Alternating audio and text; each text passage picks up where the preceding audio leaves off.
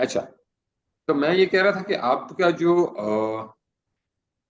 Seller account है उसकी account health maintain करना भी आपके ऊपर लाजम होता है। अब अकाउंट हेल्थ के ऊपर बहुत सारी चीजें होती हैं, दो किस्म के पार्ट्स हैं, एक एफबीए है, एक एफबीएम है। जब आप एफबीए कर रहे होते हैं तो उसमें तो अकाउंट हेल्थ जो है मोस्ट ऑफ द टाइम जो है आप कह रहे हैं कि वो अमेजोन खुद उसको हैंडल कर रहा होता है। एफबीए की सूरत में ना सिर्फ वो प्रोडक्ट डिलीवरी का ऑप्शन होता है बल्कि वो कस्टमर सर्विस तक जो है वो खुद हैंडल कर रहा होता है, ठीक है। लेकिन जब आप एफबीएम कर रहे होते हैं तो उसकी सूरत में आपको बहुत सारी चीजें अपने माइंड सेट में रखनी होती हैं। इसी तरह अकाउंट हेल्थ को आप कैसे, आप ये देखें, एक ये अकाउंट है, ये अकाउंट एट रिस्क आ गया है क्योंकि इसकी अकाउंट हेल्थ जो है वो अफेक्ट हुई है। अब हम जैसे ये अकाउंट हेल्थ पे जाते हैं तो आप इसको पहले भी अपने माइंड में रख सकते हैं, आप इसको देख सकते हैं कि मेरे अकाउंट कैसा चल रहा है। इसके लिए लाजमी नहीं है कि आपको नोटिफिकेशन आए तो आप इसको देख सकते हैं। आप जस्ट वेरी सिंपल है, आप लेफ्ट साइड पे मेन्यू पे जाएंगे, परफॉर्मेंस में जाएंगे और ये अकाउंट हेल्थ का ऑप्शन बना हुआ है, ठीक है। आप इसके ऊपर आइकॉन के पे क्लिक करेंगे तो अकाउंट हेल्थ पे आप आ जाएंगे। जब आप अकाउंट हेल्थ पे आते हैं तो यहाँ पे इसके बेसिकली तीन पार्ट्स हैं, ठीक है। पहला है कस्टमर सर्विस परफॉर्मेंस है, दूसरा है पॉलिसी कंप्लायंस है, तीसरा शिपिंग परफॉर्मेंस है, ठीक है। इन केस अगर हम पहले वाले पार्ट को लेते हैं that is customer service performance, तो इसमें दो पार्ट बन जाते हैं। एक एफबीए है ये वाला, this one is FBA and this one is FBM, seller fulfilled, ठीक है। अब इसको, इसमें ठीक। कौन कौन सी चीजें शामिल होती हैं, that is first one is the order defect rate, कि आपका ऑर्डर जो है वो लेट नहीं डिलीवर होना चाहिए या उसके ऊपर कोई मसले मसाइल ना हो, तो उसको हम कहते हैं ऑर्डर डिफेक्ट रेट। तो दैट मस्ट बी अंडर 1%, ठीक है। लाइक अगर आप 100 ऑर्डर फुलफिल करते हैं तो उसमें से एक ऑर्डर जो है वो उसकी इजाजत है आपको, अगर इससे आपका इंक्रीज होगा तो ये अकाउंट जो है वो एट रिस्क ऑर्डर डिफेक्ट की वजह से चला जाएगा। क्योंकि आप देखें यहाँ पे अंडर 1% है और इन्होंने अभी तक 26 ऑर्डर फुलफिल किए हैं लास्ट 60 डेज के अंदर, ठीक है। और इन 26 में से एक ऑर्डर जो है वो उसका कोई ना कोई इशू बना है, नेगेटिव फीडबैक आ गया, आप नजर आ रहा होगा आपको। आप ये देखें, जी। ऑर्डर डिफेक्ट रेट जो है वो 3.85 चला गया, किस वजह से, नेगेटिव फीडबैक की वजह से। अब किसी कस्टमर ने किसी प्रोडक्ट के बारे में या उसके बारे में नेगेटिव फीडबैक दे दिया है जिस वजह से अकाउंट एट रिस्क हो गया, ठीक है। अब आप इसको दो तरीकों से इसको कंप्रोमाइज करवा सकते हैं। अभी अकाउंट डीएक्टिवेट नहीं हुआ, सस्पेंशन में नहीं गया, अभी आपको सिर्फ नोटिफिकेशन इशू है। तो आप इसमें ये कर सकते हैं, या तो आप अपने ऑर्डर बढ़ा दें या अपनी एफबीएम की सर्विस थोड़ी देर के लिए स्टॉप कर दें ताकि 60 डेज पास हों और ये यहाँ से निकल जाए, ठीक है। नहीं, एक मिनट, पहला तरीका क्या था कि हम अपने ऑर्डर को। अपने एफबीएम सर्विस को हम स्टॉप कर दें, जो हमारी इन्वेंटरी या अपनी प्रोडक्ट सामने लिस्ट की हुई है जिनको हम एफबीएम कर रहे हैं उनको for the time hmm. Being pause कर दें, ठीक है। ठीक। और दूसरा ऑप्शन ये है कि आप जो है अपने ऑर्डर्स को, प्रोडक्ट की प्राइस लो करके ज्यादा से ज्यादा ऑर्डर फुलफिल करने की कोशिश करें ताकि ये नंबर ऑफ ऑर्डर्स जो है वो आपके बढ़ जाएं, जिस वजह से ये लो हो जाएगी। आप देखें, ये 26 ऑर्डर है, अगर हम इसको अगले 15 दिन के अंदर या 10 दिन के अंदर या 12 दिन के अंदर इसको हम जो है 100 तक ले जाते हैं तो ये ऑटोमेटिकली अंडर 1% हो वन जाएगी, परसेंट हो जाएगा। ठीक है। एक तरीका तो ये है। दूसरा तरीका ये है कि ये कस्टमर दिया है नेगेटिव फीडबैक, हम क्या करेंगे, हम इस कस्टमर की तरफ जो है वो कांटेक्ट करेंगे, उससे पूछेंगे कि क्या हुआ, क्या मसला हुआ, हम उसको रिक्वेस्ट करते हैं, फिर उससे बात करते हैं, उसके नेगेटिव फीडबैक उससे कहते हैं कि ये वापस ले। हम उसको कंप्लाइंस क्या कहते हैं, कम्प्लीमेंट्री को प्रोडक्ट भेज देते हैं, अगर उसने कहा कि प्रोडक्ट ठीक नहीं थी, कुछ नहीं थी, हम उसको रीऑर्डर करवा देते हैं और उससे माजरत भी करते हैं और उसका नेगेटिव फीडबैक रिमूव कराने की कोशिश करते हैं, ठीक है। अगर आपके पर्सपेक्टिव हो, लेकिन अगर आप समझते हैं कि इसको हम जो है वो अमेजोन के साथ कंटेस्ट कर सकते हैं कि ये प्रोडक्ट के एंड के ऊपर है, हमारे एंड के ऊपर नहीं है, तो आप अमेजोन से भी इसका नेगेटिव फीडबैक रिमूव करवा सकते हैं, ठीक है।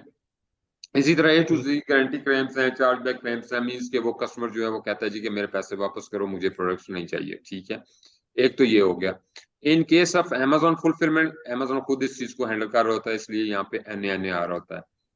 इस तरह अगर हम पॉलिसी कंप्लायंस की बात करें तो इसमें बहुत सारी चीजें आती हैं। सस्पेक्टेड इंटेलेक्चुअल प्रॉपर्टी वायलेशन है, ये बेसिकली क्या वायलेशन है, कि आपने बगैर ऑथराइजेशन कोई प्रोडक्ट लिस्ट की और उसके ऊपर जो है ब्रांड या किसी दूसरे सेलर की तरफ से कोई कंप्लेंट आ गई, तो ये इंटेलेक्चुअल प्रॉपर्टी में आ जाती है।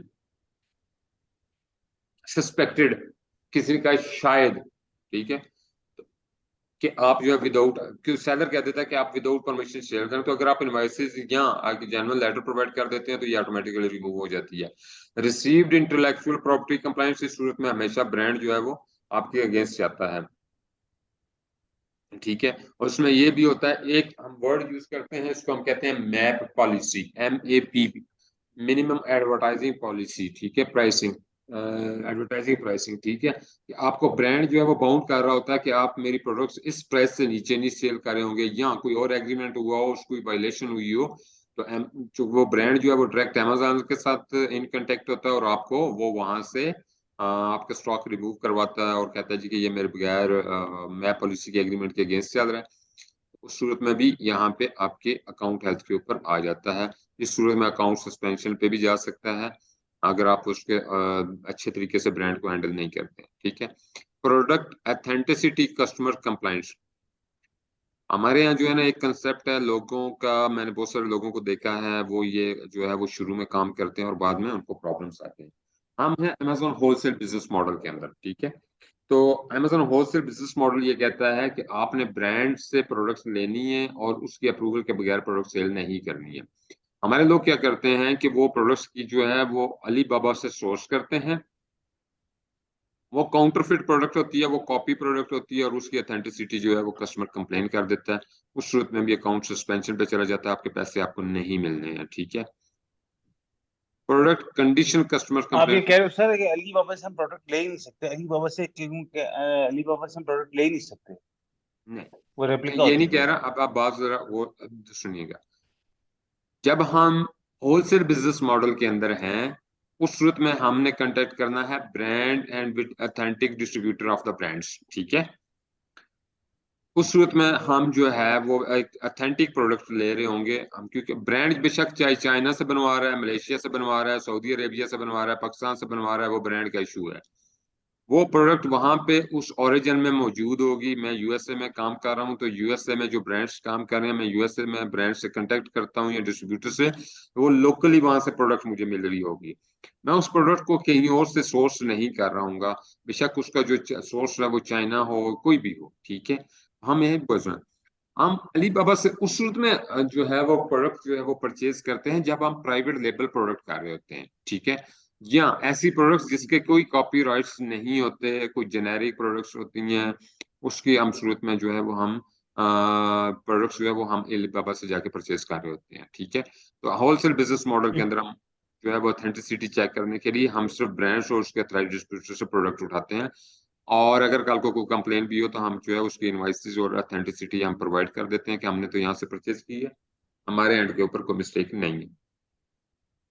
अभी मेरे ठीक पास है। एक केस ऐसा भी मौजूद है जिसके अंदर जो है वो एक कस्टमर के जो है उसने टोटल जो है 50 यूनिट सेल किए हैं एक प्रोडक्ट के, और वो प्रोडक्ट जो है वो ऑथेंटिसिटी में कंप्लेन में आ गई है, और कस्टमर का जो है वो तकरीबन $8,400 जो है स्टक है। अभी हम जो है उसके ऊपर फाइट कर रहे हैं, अल्लाह बेहतर करेगा। पर कहने की बात यह है कि उसने भी यही काम किया कि उसने अलीबाबा से प्रोडक्ट सोर्स किया, उसकी ऑथेंटिसिटी नहीं है। अब हम उसको कैसे लेके चलेंगे वो एक नेक्स्ट अलग से इशू है। अच्छा, प्रोडक्ट की कंडीशन, कस्टमर कंप्लेंट, मतलब प्रोडक्ट के बारे में कस्टमर ने कंप्लेन कर दी, डैमेज पहुंची है, टूटी पहुंची है, उसकी बॉक्सिंग ठीक नहीं थी, उसकी चल नहीं रही थी, उसकी चार्जिंग ठीक नहीं थी, उसकी केबल ठीक नहीं थी, एनीथिंग एल्स, ठीक है। इस चीज को भी आप हैंडल कर सकते हैं।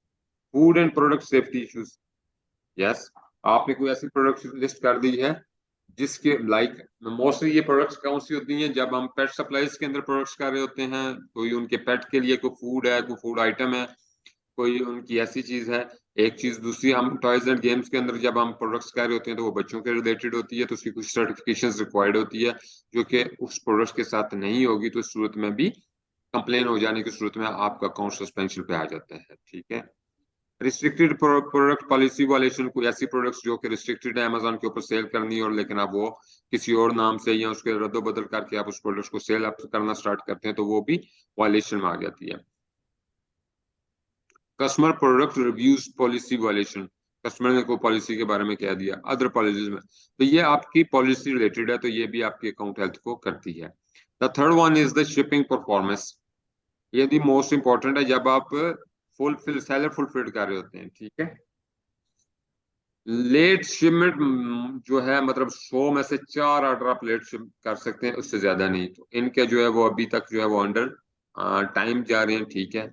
प्री फुलफिलमेंट कैंसल रेट, आप मतलब आपके पास ऑर्डर आ रहे हैं और आप उसको फुलफिल नहीं कर पा रहे हैं, तो मीन्स कि आप 100 में से 2.5 ऑर्डर जो है वो कैंसिल कर सकते हैं, इससे ज्यादा आप कैंसिल नहीं कर सकते। वैलिड ट्रैकिंग रेट, आपने ट्रैकिंग रेट अच्छा देना है, मतलब प्रॉपर ट्रैकिंग देनी है कि प्रोडक्ट्स विद इन टाइम जो है वो जारी हो। तो ये अकाउंट हेल्थ है, वो जो कि आज दिन तक मैंने अभी तक सेशन आपके साथ नहीं किया था, ये भी जरूरी था कि आपकी फाइनल क्लासेस में ये लाजमी हो, ठीक है। ये था जी कि एक अकाउंट हेल्थ को हम कैसे लेके चल रहे होते हैं। अच्छा हारून भाई, ये होलसेल में हमें एफबीएम करना ज्यादा फायदेमंद रहेगा या एफबीए करना ज्यादा फायदेमंद है?